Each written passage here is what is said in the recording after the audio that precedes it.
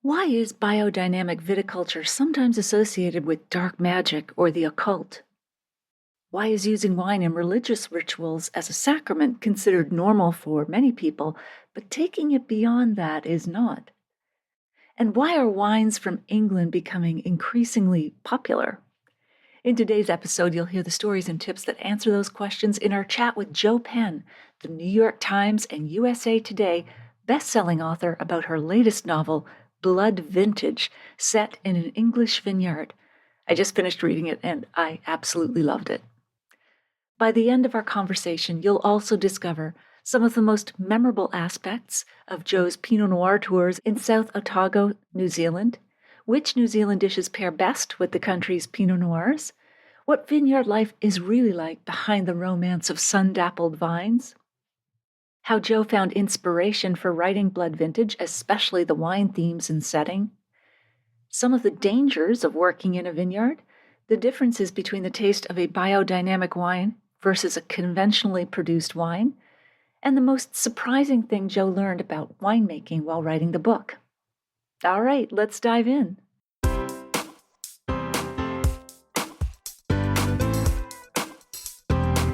Do you have a thirst to learn about wine? Do you love stories about wonderfully obsessive people, hauntingly beautiful places, and amusingly awkward social situations? Well, that's the blend here on the Unreserved Wine Talk podcast. I'm your host, Natalie McLean, and each week I share with you unfiltered conversations with celebrities in the wine world, as well as confessions from my own tipsy journey as I write my third book on this subject.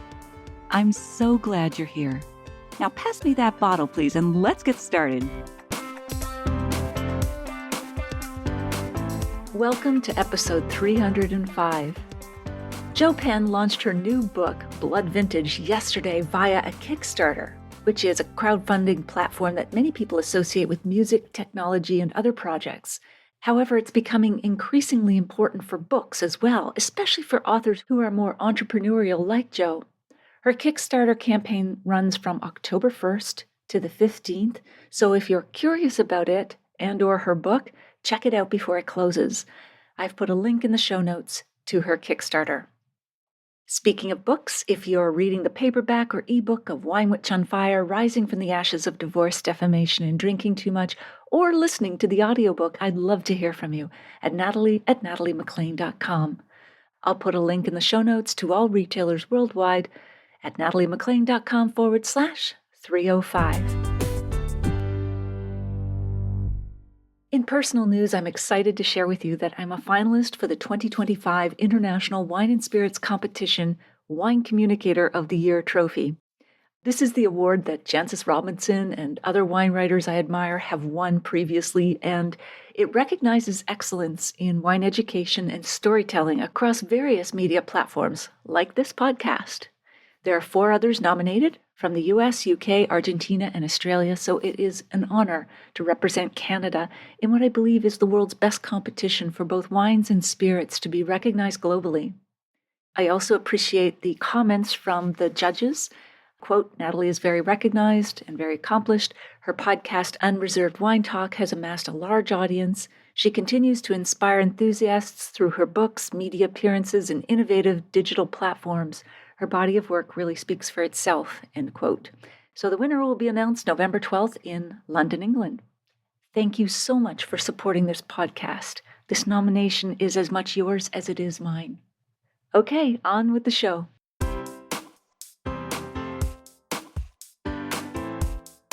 Jo Penn is an award-winning New York Times and USA Today best-selling author of horror, thrillers, dark fantasy, crime, and travel memoir, as well as short stories. She's also an award-winning podcaster. Her podcast is amazing, by the way, The Creative Pen. I listen to it every week, and you should too if you have any interest in books or reading. She has a master's in theology from the University of Oxford, and her latest novel is called Blood Vintage. It's a folk horror story set in an English vineyard. I just finished reading it. It's wonderful, Jo. She just held it up. So great. Oh, you are joining us now from your home in Bath, which is nestled in the beautiful countryside of Somerset, England, about 100 miles west of London. Welcome, Jo. I'm so glad you're here with us. Oh, I am so excited, Natalie. An excuse to drink wine with a friend. But I should also, because I'm obviously English, we pronounce it Bath. I know that's hard for you North Americans. I should know that. Yes. Canadians. I will have a bath tonight, I think, with some wine. I'm veering into Australian there. That's great. Thank you. All right. So before we dive into your book, tell us about the Pinot Noir tours and festivals in the South Otago region that you attended while you were living in New Zealand. I'm going to go with South Otago again with to have a bath in South Otago. South Otago. The rain in Spain. It turned out to be an enunciation lesson. Okay. Yes, indeed. But no, so I lived in New Zealand for 6 years, so 2000 to 2006. It was one of those mid-20s, go backpacking, fall in love, stay, get married. Get divorced, get remarried. You understand all you're these. Busy. Yes, exactly. But I did a Pinot Noir tour in South Otago, and it is quite a famous region for the Pinot Noir grape.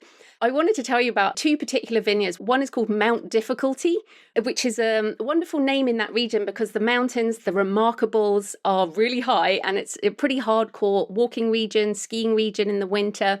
And the other one is called Peregrine Vineyard. It's a beautiful region for the nature, but Peregrine have created this incredible architecture. The roof of the winery is shaped like the wings of a peregrine.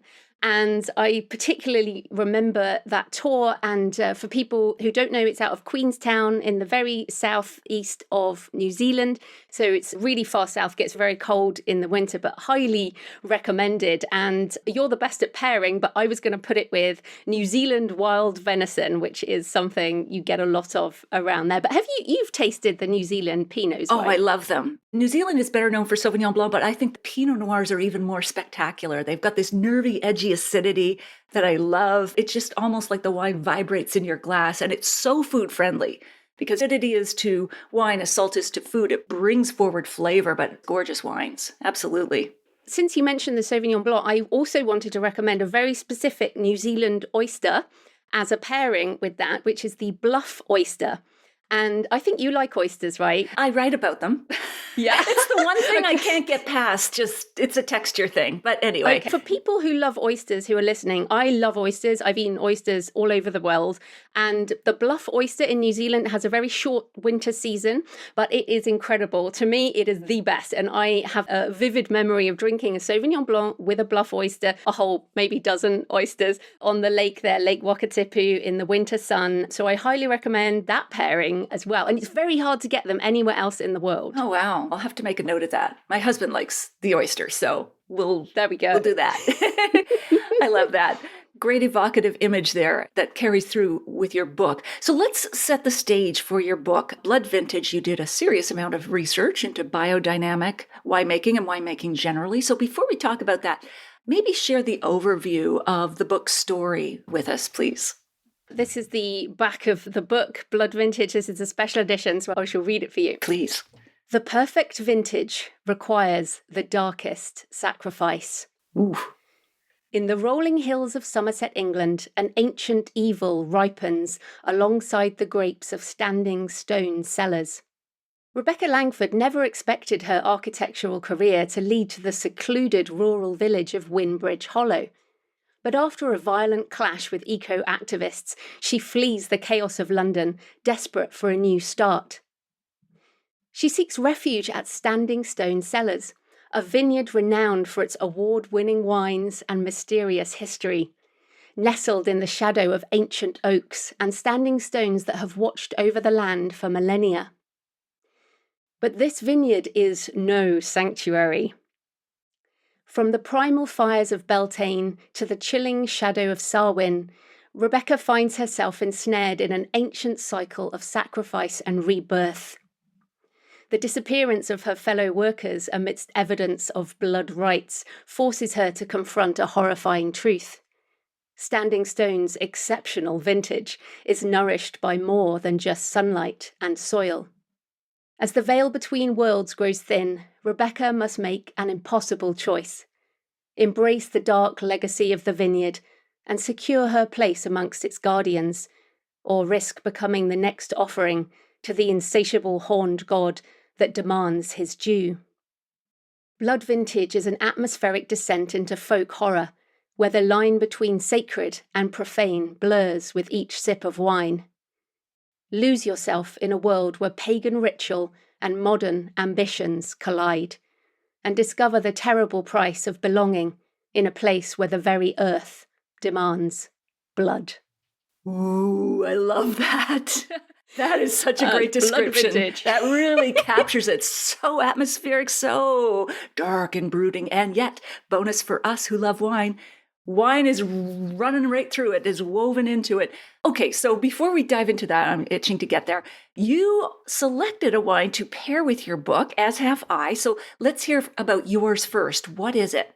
Yes, the blood vintage itself would be the Sarwin wine from Limeburn Hill Vineyard. We're going to come back to that, but that's really hard to get. So I've gone with the Pinot Rosé from Woodchester Valley, which is where the original idea came from.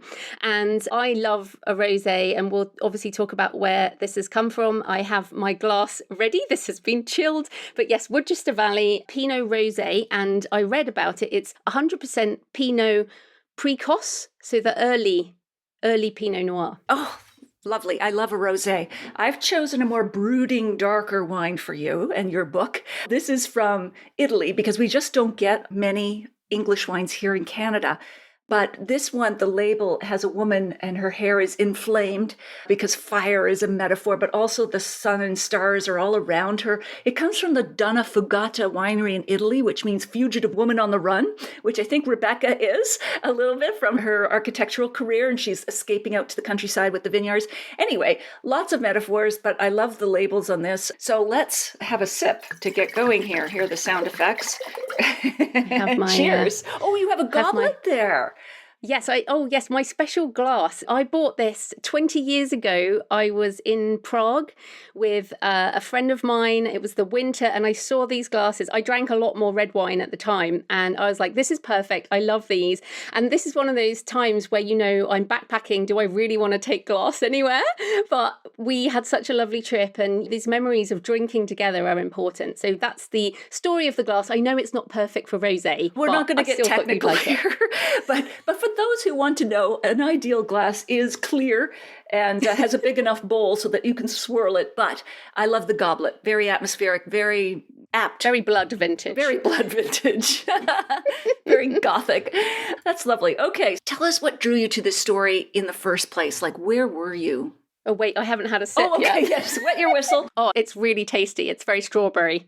You're much better at these tasting notes than I am, but I can definitely taste strawberry. Strawberries, absolutely. That is the essence of a good, fresh rosé. It makes your mouth water. It's like field berries, sunshine, and the opposite of the mood of your book. Although your book is not a downer. It's just very gripping and thrilling.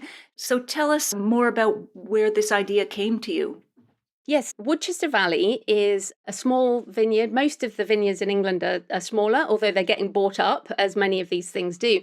But this is a small one, and the Cotswolds is in the southwest of England. It's an area of outstanding national beauty, which is like a distinction of certain areas. And you would absolutely recognize it. It's the kind of chocolate box England with the green rolling hills, lots of green because it does rain, but also sunnier. There are lots of stone buildings, cows wandering around. It's pastoral, but also enough hills.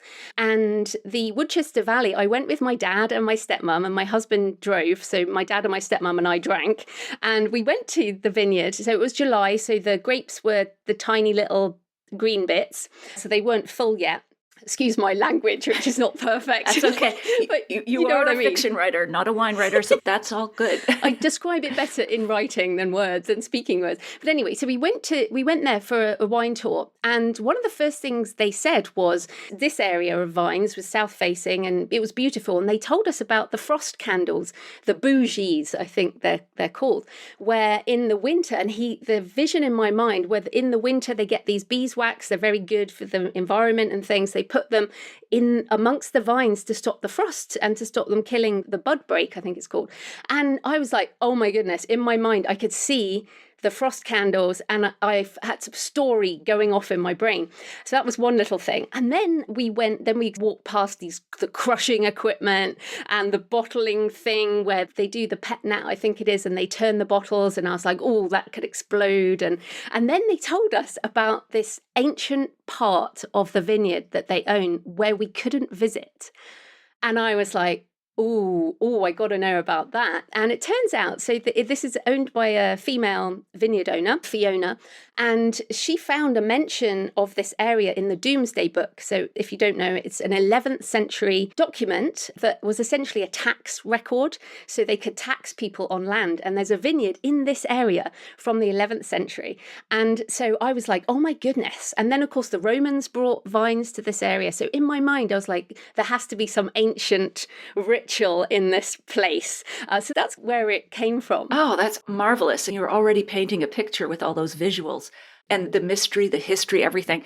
So say a little bit more before we continue about the rise of English wines. Of course, climate change, a lot of marginal wine growing regions are getting warmer, and therefore it's easier to ripen grapes. As I said, we rarely get them here in Canada yet. Hopefully we will in the future. But how large is the industry? Like approximately, what's going on?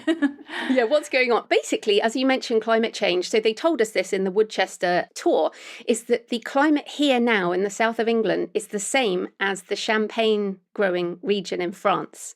So it's English sparkling wines that are winning the awards. And in fact, in blind tastings, they're often beating out some of those French sparkling. And what's also interesting is French vineyards are buying up land and vineyards here in England because as obviously climate change happens, they're then looking for new vineyards. But I did look up the numbers. It's 8 to 10 million bottles out of the UK and around 800 tiny vineyards. And I looked up Canada, so you're 60 to 70 million bottles. So we're like a sixth of the Canadian, but obviously you've got a much, much bigger country. We do, yes.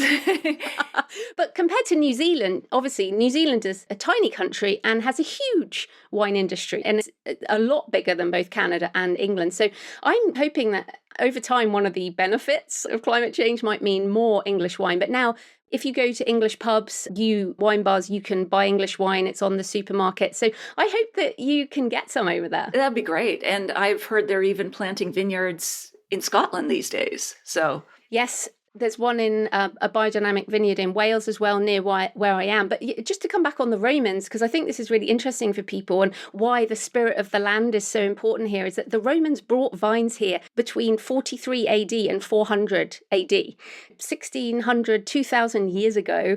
And in fact, where I live in Bath, it used to be called Aquae Sulis. We have a 2,000-year-old Roman baths in the centre of my city. So the land where I stand and where these vines are and where the book is set are kind of this ancient history that's now coming back to life. Yeah, all the ancient relics being discovered and buried in some of these vineyards and so on.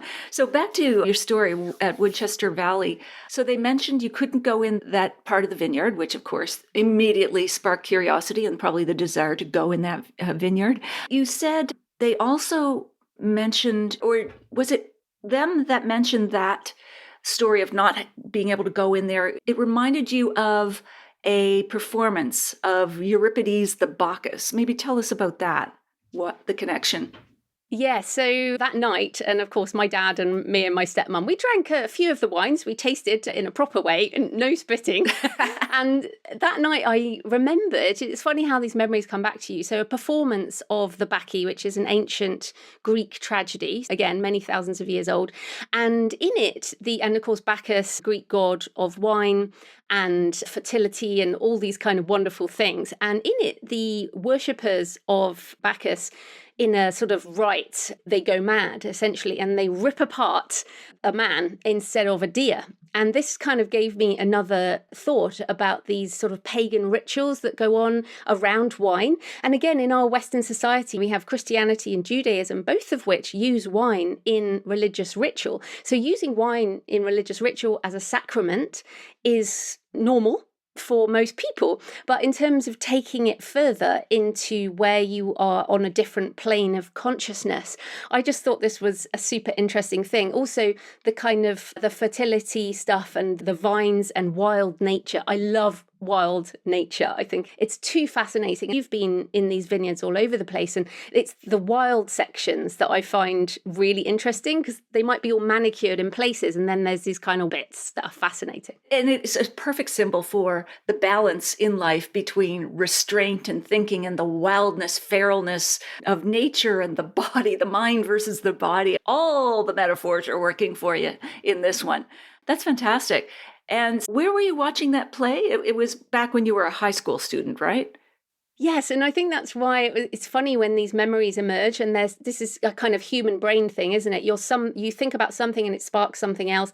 And yeah, I studied Greek, ancient Greek and Latin and classical civilization when I was 14 to 16. And then I went on and did theology, and reading ancient Greek was very useful. But we went to see this performance at an actual replica of a Roman amphitheatre with a proper, and it was performed in ancient Greek. And I still remember it very vividly. It was in another school. And it's one of those occasions where you think, if I was watching it now, I'd be very cynical. And I'd be like, that's a bit crap. It's like school kids doing a performance. But in my mind and in my memory, it was so powerful. And to see what happened in this ceremony, and so it stuck in my mind. And I have another podcast called Books and Travel, and I interviewed a vintner, Caro Feely from Chateau Feely in France. And she was telling me about all the different ways that you can get injured and die in a vineyard. And that kind of came into my head as well, that all these things mush together. You're a writer, and they pop out at different times. And one thing will spark another, and wine itself it's all about the smell. And so smell is tied to memory. It's going to touch off like a spark point of bring you right back to a place or a time, it's very powerful. Okay, you just said she was talking about all the ways to die. So wine lovers also have grim imaginations, especially if we've got a bad bottle or something. But tell us about all the ways you discussed with Caro about the ways you could die in a vineyard, so we know what to watch out for in our next trip to a winery. I think she was talking about how it was the idea of blood. It was like you can get cut on quite a lot of these equipments, pruning things, and the machines that go through the vineyard if you use them, and the glass, even the glass and shattering of glass, the bottles. Right, sparkling wine can explode in the cellar. Yes, and in fact, that was one of my rewrites, was the exploding, which you missed out on, but the rewrites was over the exploding of the wine that gets turned in the riddling rack, I think it's called, isn't it?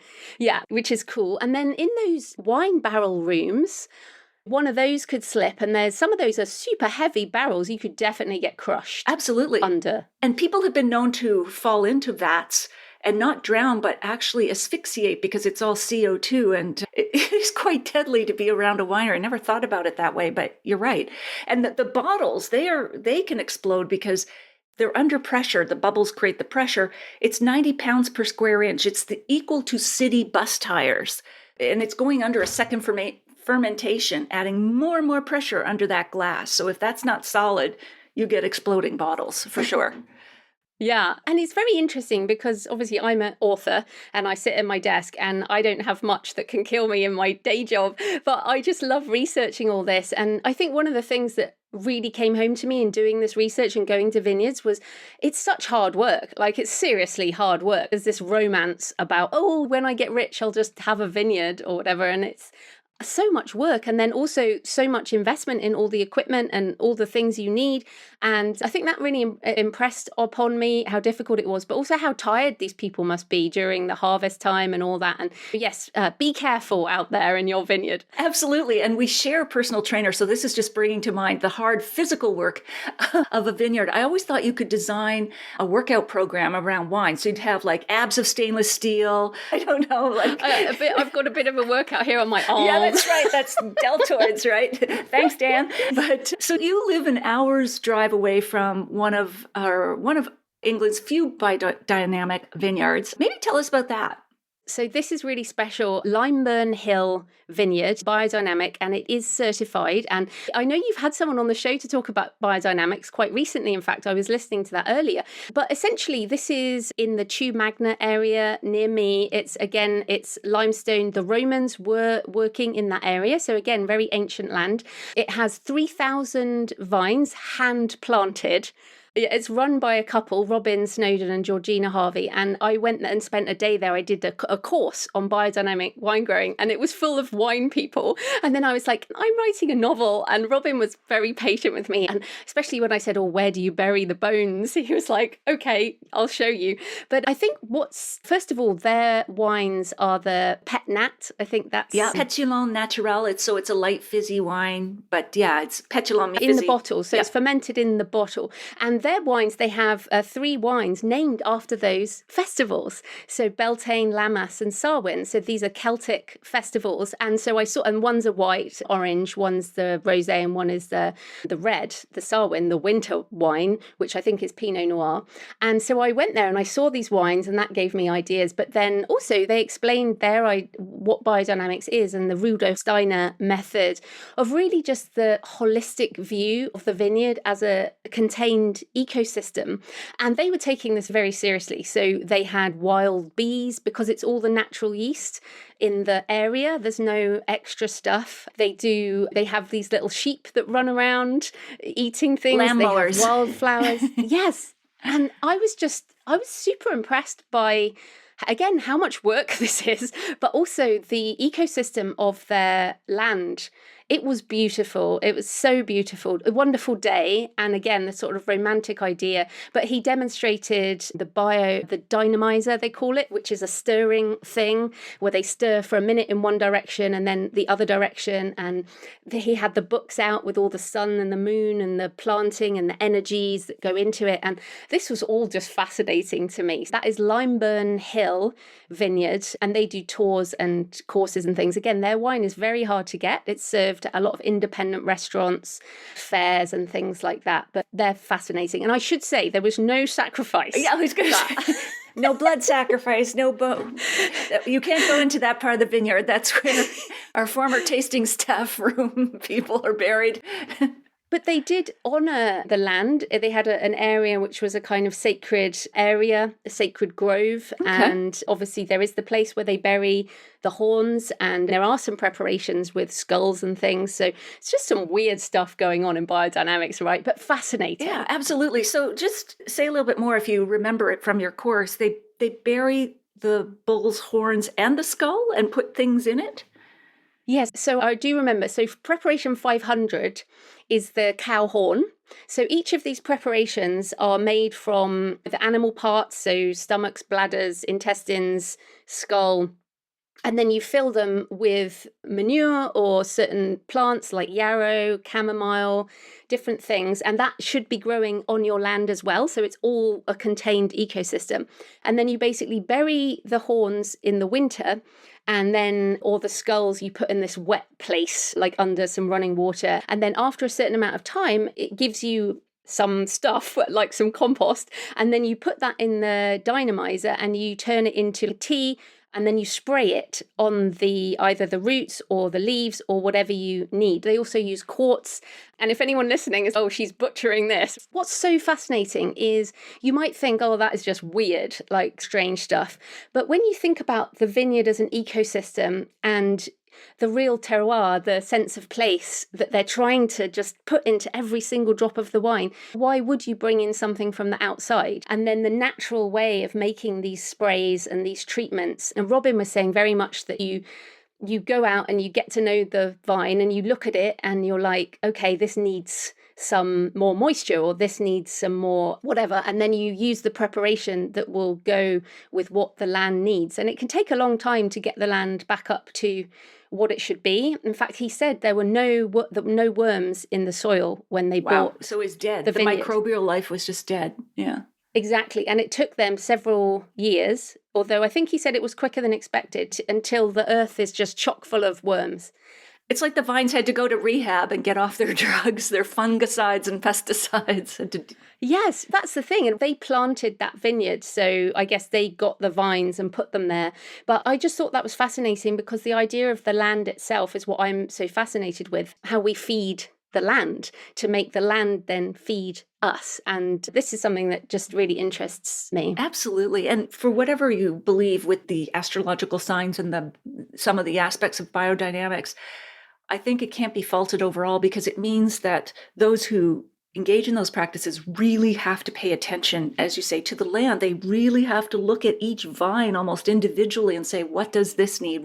And the more closely you pay attention to vines and winemaking, the better your wine will be, as opposed to mass harvests and mass spraying. Like some vineyards that are not even organic, which is a step down from biodynamics, are sprayed 25 times or more over the course of just one vintage. I'm all for biodynamics. I did want to ask you on this because I did some tasting. I was driving, so I did spit, and it was very unusual. It was a very unusual wine. And of course, every single bottle is different, not just every vintage is different. And given you're a better taster than me, how would you describe the difference between a biodynamic tasting wine and like the wine I've got here, the Woodchester, which is not?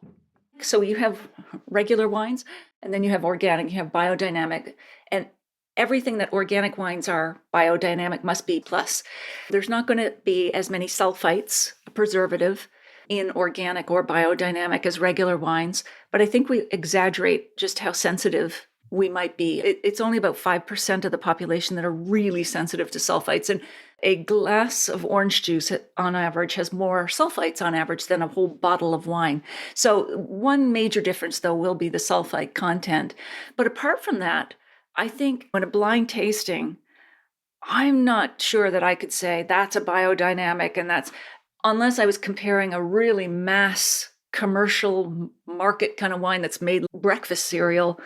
But then they're going to be at two very different price points, and you'd have to control for all the factors. Yeah, you'd have to have the same grape, the same region, and compare this vineyard wine biodynamic to that one that is not. But so I doubt, unless that I could really differentiate them, other than I would hope the biodynamics, they can be funky and a little weird. Funky's a great word. Sometimes. And then you start to veer into another category that's not defined at all, at least legally, natural and raw wines, which are not the same.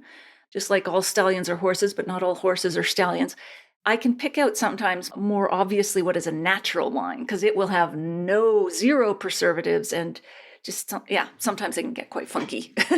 Yeah, I do remember it as being interesting or funky, like you say. I think you have to be very open to new things to try that. It's not, oh, here's my favorite rosé, or here's my bottle of Prosecco on a Saturday night or whatever. That's not that kind of wine. But I did want to mention a book called Voodoo Vintners by Catherine Cole, which is about Oregon's biodynamic vineyards. And I used that heavily in my research, and again, fascinating. And the Demeter USA is the certification board, and it's incredible how high the standard is. There's a lot of places using biodynamics, but they're not certified because it's such a high standard. I just encourage people, because again, I'm not a taster like you, a super taster, but to try these different wines, it is very interesting and supports the vineyard, which again, it's very hard to have a business as a small vineyard, I think. It is. They're generally small family farms, and there's no scale or economy of scale. There's a few big conglomerates in each country, but the other thing is that they say on average, organic viticulture costs you 15% more, and then biodynamic another 15% on top of that, because you can't resort to pesticides, fungicides, and insecticides. Yeah, it is definitely worth seeking them out. Yeah. Also, I was going to say on this, both these vineyards, so Limeburn Hill does courses, they do weekends, they do hen do's and stuff like that. But Woodchester has accommodation as well. So you can stay there actually in the vineyard. And so I think that's really nice. And I enjoy that. I can spend more money in a vineyard by doing activities. So I think that's actually something to consider. It's not just, you don't have to just go and do a tasting. You can actually do tours or stay places. So yeah, I enjoy that. Absolutely. Wine travel is just burgeoning because as you say, you can taste the wine, but often there'll be a restaurant attached to the winery or restaurants locally that'll do wine and food pairings for you. But wine tourism, there's all sorts of things to do, from spas to ballooning to biking to things for the kids, not the wine, but no. Here, kids, start to develop your tolerance early. I did not mean that seriously. Okay, so that's really interesting. So what was the most surprising thing that you learned about biodynamics or winemaking or wine itself while you were writing the book? Again, I think I'll come back to how hard people are working. I think when I read, and how badly wrong it can go. I think when I wrote the scene about the frost in the vineyard, I really understood as I was researching that this can destroy a huge proportion of a crop. That there are things that can go horribly wrong that can just destroy the whole thing. And I know that can happen with other farmers, but often other farmers have other crops going on. And these vineyards, they really only have the one. And so it was incredible to me how on a knife edge and how you have to look after them. Or it might be, I don't know, a swarm of insects, or it might be something that a flood. There's so many things. So yeah, that was interesting to me. And also, again, how much variability. I think as someone who enjoys wine, but has perhaps just taken it for granted, like I can just go and get a bottle of rosé or whatever. And then you see the variability between the areas. So again, these vineyards are, about an hour and a half apart in a car. So in the big scheme of things, they're not that far away, but they're really very different. So again, that idea of terroir really came home to me. But I certainly am taking viticulture a lot more seriously now than I did before. And I hope in the book, it's not a book for viticulture people. It's the setting, but I do care very much about my research. You do it so well. But you're right, like people have that dreamy vision of owning a vineyard, but really it's fancied up farming. It's hard work, calloused hands and sunburnt and all the rest of it. It's not something that is just portrayed on wine labels and wine advertising. It really is grassroots hard work. Yeah, the passion of it is incredible, but also it makes you think a lot more about what wine is. And I know you talk about this, that there's a lot of myths and there's a lot of bad stuff that goes on and a lot of amazing stuff. But at the end of the day, it's like having a glass of wine with a friend or as part of a group or your family. Like my family are drinkers. So wine plays a big part. And in fact, Woodchester is just down the road. So we do get wine from there. And that's what it's about. It's about the times we have with wine for most of us whose job it isn't. But I think that's what it comes down to, really. Absolutely. It's the drink of conversation. It's meant to be consumed slowly. It's why we don't serve wine in shooter glasses and just knock it back, although sometimes maybe you feel in the mood for that. But really it is about communion and joining people together over conversation.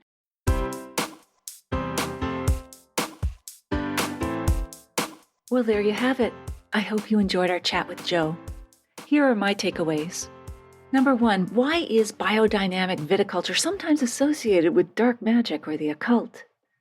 Jo shares with us her experience in visiting a biodynamic vineyard where they used various preparations made from animal stomachs, intestines, skulls, as well as plants like yarrow and chamomile. So it's all a contained ecosystem. They buried the cow horns in the winter, as well as skulls, preferably under running water, to create compost. And then they use that in a dynamizer, kind of a stirring pot, to turn it into a tea that they spray on either the roots or the leaves.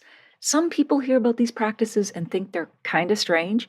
Others, like me, view the vineyard as an ecosystem where they're trying to infuse a sense of place into every single drop of wine.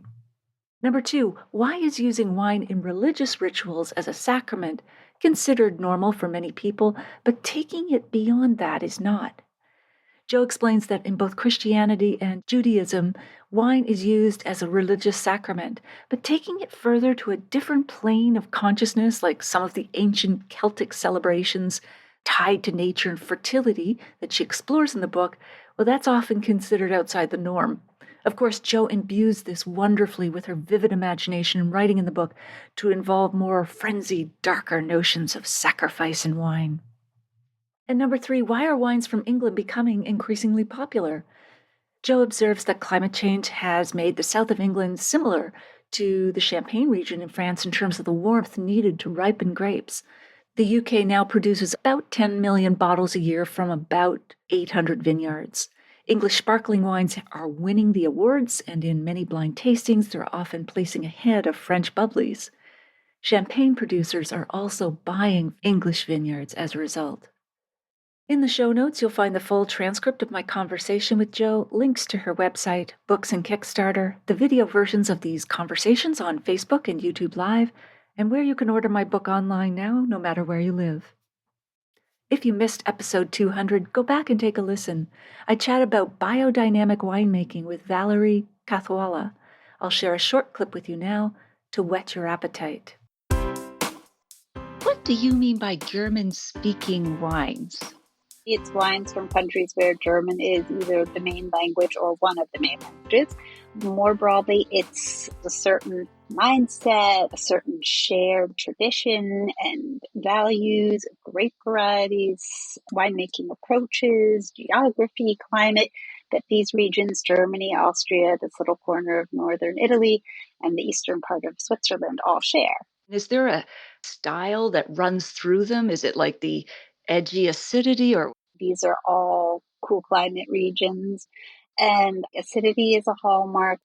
Native grapes that maybe don't shine on the international stage quite as brightly. It's this commitment to craft and tradition at a very high level, so far less industrial winemaking and far more small growers who've been working this way for generations.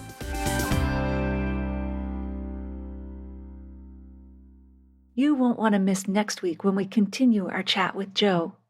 If you liked this episode or learned even one thing from it, please email or tell one friend about the podcast this week, especially someone you know who'd be interested in learning more about biodynamic wines and novels set in a vineyard with a strong wine theme. It's easy to find my podcast. Just tell them to search for Natalie MacLean Wine on Apple Podcasts, Spotify, their favorite podcast app, or they can listen to the show on my website at nataliemaclean.com/podcast. Email me if you have a sip, tip, question, or if you've read my book or are listening to it at natalie@nataliemaclean.com.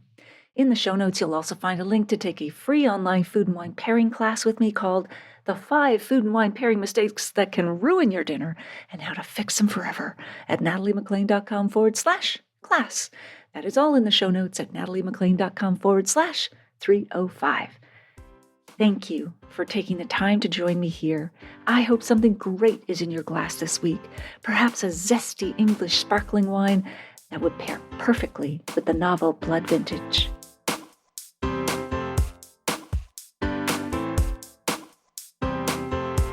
You don't want to miss one juicy episode of this podcast, especially the secret, full-bodied bonus episodes that I don't announce on social media.